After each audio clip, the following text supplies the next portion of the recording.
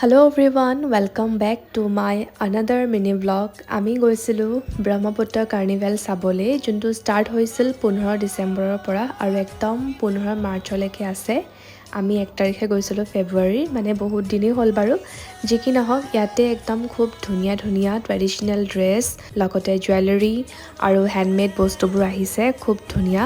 আৰু varieties traditional food মানে ইয়াতে এভেইলেবল মই ভাবিছিলো গাহৰি খাম কিন্তু মোৰ লগৰ এজনীয়ে ভেজ খায় এজনীয়ে মানে গাহৰি নাখায় হেতু কাৰণে মোৰ বেয়া লাগিল অকলে খাবলে তাৰ পাছত আৰু চিকেন চাও অৰ্ডাৰ কৰিলো মই লগতে স্পেশাল চাহ খালো আমি আৰু স্পাইৰেল পটেটো খালো ইমানে আৰু এতিয়াও যদি আহা নাই কোনোবা কাৰ্নিভেল চাবলে এবাৰ আহিব সময় মিলাই যদি মন কৰে